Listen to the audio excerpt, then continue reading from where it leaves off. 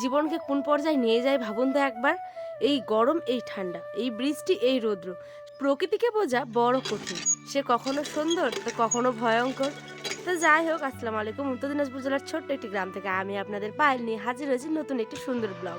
আশা করছি ব্লগটি ভালো লাগবে। আর ব্লগটি ভালো লাগলে কিন্তু আমার নতুন পরিবারের সদস্য হওয়ার জন্য আপনার কাছে ছোট্ট একটি আবদার। তো চলুন, সকালবেলা দেখেছেন কি সুন্দর রৌদ্র উঠেছে।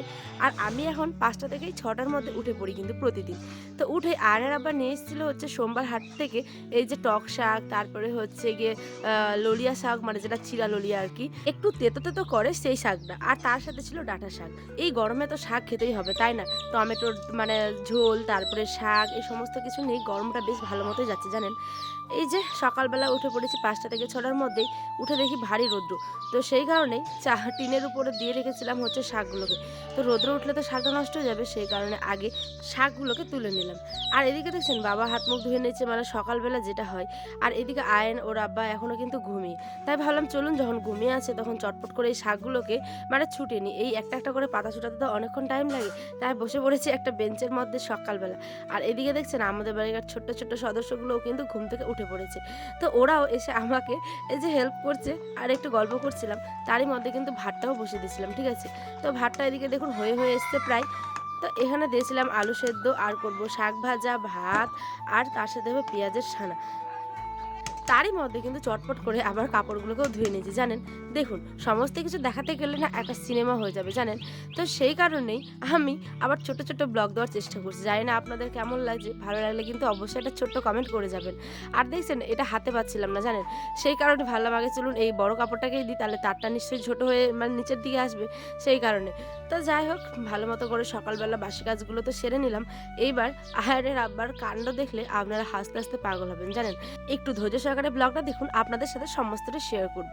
এই যে মা ওদিকে দেখছেন কালো লালুর জন্য খাবার তৈরি করছে। আর আমার তো কাপড়গুলো প্রায় মেলা হয়ে গেছে।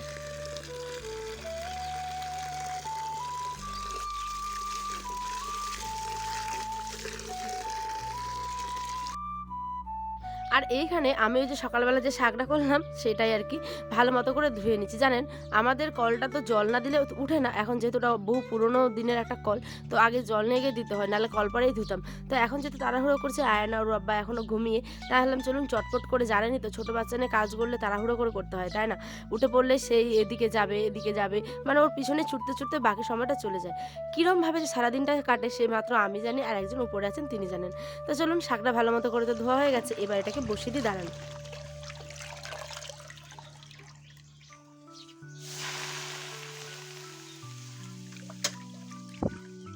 চলুন এটা আবার হতে থাক। ও ভুলে গেছি, দাঁড়ান দাঁড়ান, চলুন একটিবার ফ্রিজটা খুলে দেখি। এই যে হলুদ প্যাকেটে অনেকগুলো কাঁচা লঙ্কা ভর্তি হয়ে আছে জানেন। কারণ বিগত 2 সপ্তাহ থেকে আয়নার আব্বা কাঁচা লঙ্কা এত পরিমাণে নিয়ে এসেছে যে অনেকগুলো জমে গেছে। তো যাই হোক, এই মানে শাকের মধ্যে কাঁচা লঙ্কা চিড়ে দিলে দেখবেন খুব ভারী স্বাদ হয় জানেন। এইবার জঙ্গলগুলো পরিষ্কার করছে। এই যে আয়ার উঠে যাচ্ছে, ইয়ে দেখো দেখো, নিজে নিজে উঠে গেছে কতটা। দেখ দেখ দেখ, আয়ার পড়ে যাবে, নামো। আনন্দটা চোখে পড়বে বাবা, এদিকে এসো। এই যে ইটগুলোর উপরে প্রচুর পরিমাণে গাছ জমে মানে গাছ হয়ে গেছে। এইবার আসি আসল কথায়, আয়নার আবার কাণ্ড দেখছেন। সেই গরমে উঠে পড়েছে ইটের মধ্যে হাওয়া খাতে। তার কথা সে নাকি গরমে সেদ্ধ হয়ে আছে জানেন। এমন মানে আম পাকার রৌদ্র সে আর নিতে পারছে না, না ঘরে না বারান্দায় না রাস্তায় কোথাও আরাম নেই, তাই উঠে পড়েছে ইটগুলোর মধ্যে। আর এদিকে ছোট্ট আয়নার কাণ্ড দেখছেন, ওর আব্বা ওখান থেকে পাতা, তারপরে যেগুলো আগাছা জন্মেছিল সেগুলোকে সমস্ত কেটে পরিষ্কার করছিল আর নিচে ফেলছিল। আর আজকেও প্রচন্ড গরম। হ্যাঁ, আই যে দুষ্টু, এ শুধু সিঁড়ি দেবছে দেখ।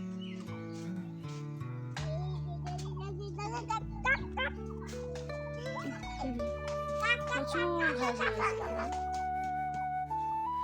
ওইখানে উঠে এসে অনেক শান্তি পেয়েছে, একটু হাওয়া খেয়েছে, সেই জন্য ওর মন প্রাণ সমস্ত কিছু জুড়ে গেছে। আর এইদিকে দেখছিলাম আমাদের কালুর যে বাচ্চা হয়েছে, তারই আর কি খাঁটি গরুর দুধ যেটা হয় সেটা দাদা খাচ্ছে। ছাগলটাকে দিচ্ছে। এ বাবা, এই যে আর কত নোংরা পড়েছিল একটিবার দেখুন। ওর বাবা হাওয়া করে দিচ্ছে ওইটা কোজে গে। তুমি পারবে না ওটা হাওয়া করতে, তো বাবা করে দিক, তোমার বাবা করে দিক। ওই দেওয়ার চেষ্টা করছে দেখো।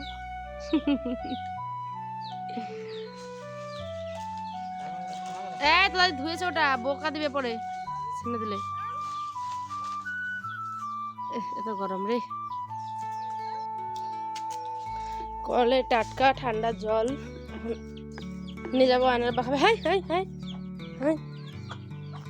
তো গরমের দিন গ্রামের বাড়িতে এই একটু সুবিধা জানেন, আমাদের গ্রামের লোকেদের এই কল, এটা হচ্ছে কি আমাদের বিপদের বন্ধু। যখন লাইন থাকে না, বৃষ্টি পড়ে, মোটরের জল নেই, বা অতিরিক্ত গরম, ট্যাঙ্কির জলটা গরম হয়ে যায়, তখন এই প্রাণ জুড়ানো ঠান্ডা জলটা এত খেয়ে মনে হয় উফ আলহামদুলিল্লাহ, দারুণ দারুণ।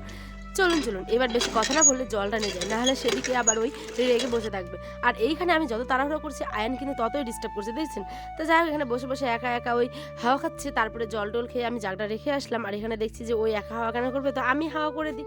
তারপরে একটু ফোনে কাজ করছিলাম, ভিডিও এডিট ছিল, মানে আমার কাজ ছিল, সেই কারণে তাকে একটু হাওয়া করার পরেই আমি চলে আসলাম ঘরে। এসে ভিডিও এডিট করা, থাম্বনেল A to Z সম্পূর্ণ কাজ কমপ্লিট করার পরেই আয়নের আব্বা কিন্তু কাল যায়নি হচ্ছে স্কুলে, ঠিক আছে। আর দোকানেও সে যায়নি, কারণ তার ছুটি ছিল, মানে অফ ডে ছিল, সেই কারণে। তার রাতের এই যে খাওয়ার আমাদের শাক আলুর সানা, ভাত, আর তার সাথে পেঁয়াজের সানা। চলুন, আলহামদুলিল্লাহ খাবারটা কিন্তু অনেক অনেক ভালো। আর দেখাবে অন্য একটি ব্লগে। সকলে ভালো থাকবেন, সুস্থ থাকবেন, আর গরমে কিন্তু অবশ্যই বাচ্চাদের যত্ন নেবেন। আজ এই পর্যন্ত। ব্লগটি ভালো লাগলে অবশ্যই লাইক করবেন, কমেন্ট করবেন, আর সাবস্ক্রাইব করে যাবেন। আল্লাহ হাফেজ।